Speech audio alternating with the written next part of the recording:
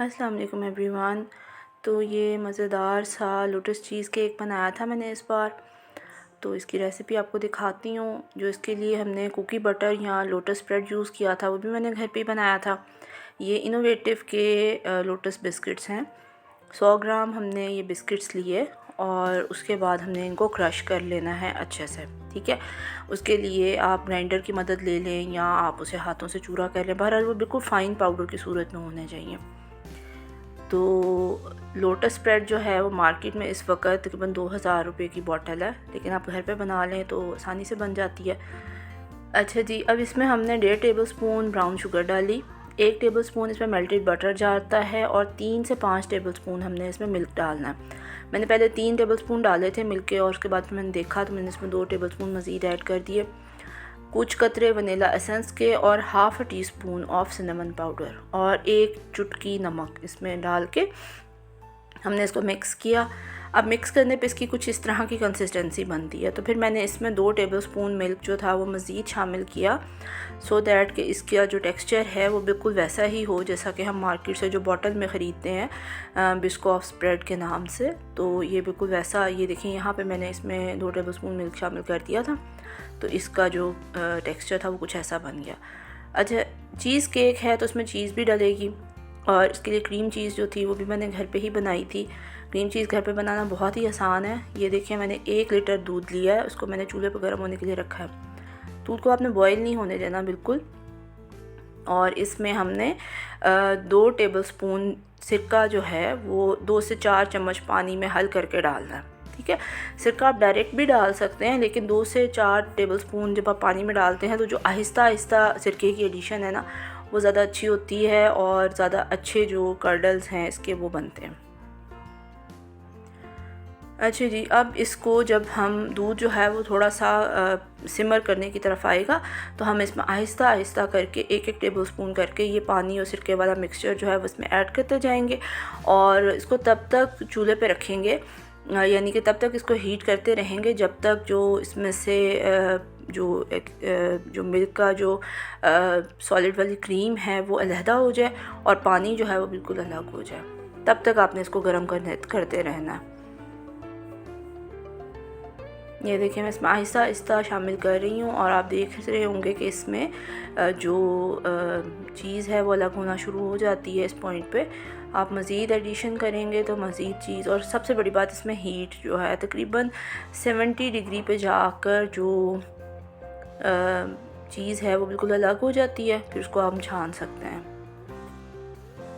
तो बस ये इसमें हमने सिरका एडिशन कर दी और क्रीम चीज़ जो है वो बेसिकली यही चीज़ है जो दूध को इस तरह से फाड़ के बनाई जाती है और उसमें हम थोड़ा सा दूध या थोड़ी सी क्रीम जो है वो और ऐड करके उसको अच्छे से फेंट लेते हैं, तो वो हमारे पास क्रीम चीज़ जो है वो बन जाती है। बाज़ार से आप ख़रीदना चाहें तो बाज़ार से ख़रीद लें, लेकिन चीज़ केक के लिए जब आप इसमें चीज़ जो है वो इस्तेमाल करेंगे तो ये याद रखिएगा कि वो चीज़ जो है वो अनसॉल्टेड होनी चाहिए, उसमें नमक नहीं होना चाहिए।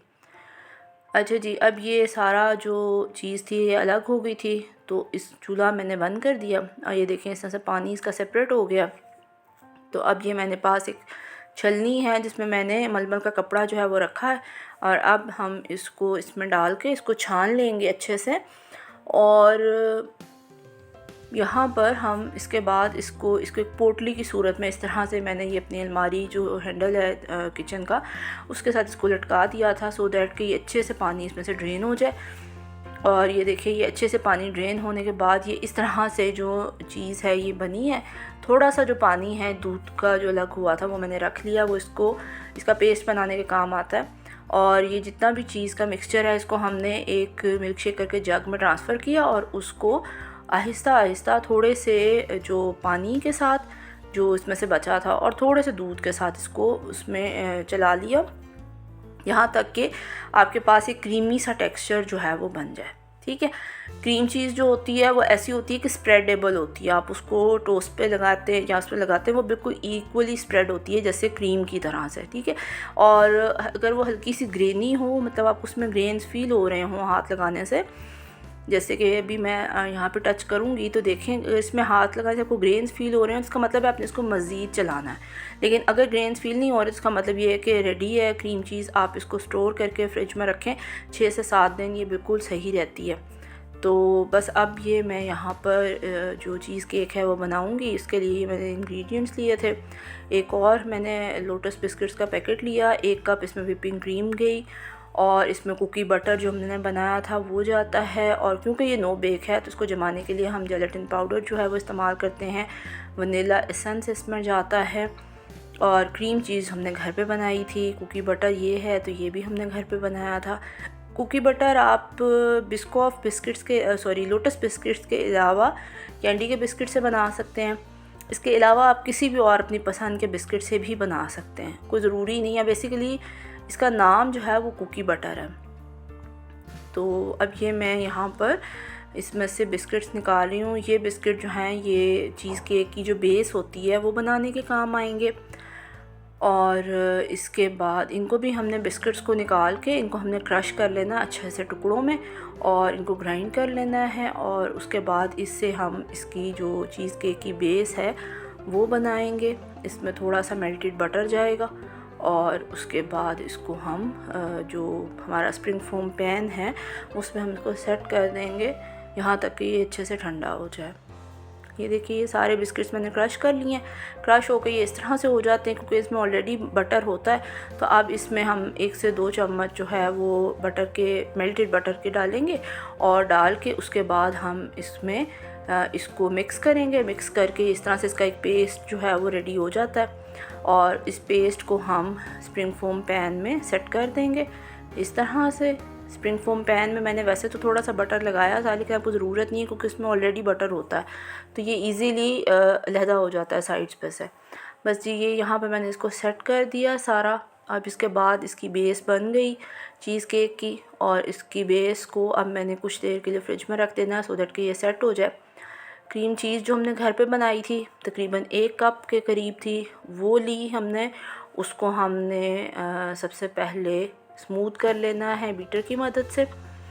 और क्योंकि ये कुकी बटर और क्रीम चीज़ें मैंने 1 दिन पहले बना ली थी, तो ये मैंने फ्रिज में रखी रहने दी। आप चाहें तो 5 to 6 डेज़ ये फ्रिज में बड़ी इजीली दोनों चीज़ें जो हैं ये रह जाती हैं।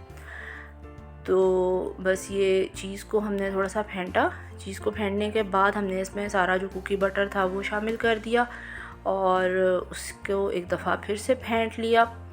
ये 2 चीज़ें इकट्ठी इनकॉर्पोरेट करेंगे, और जो व्हिपिंग क्रीम है उसको आप अलग से फेंटेंगे।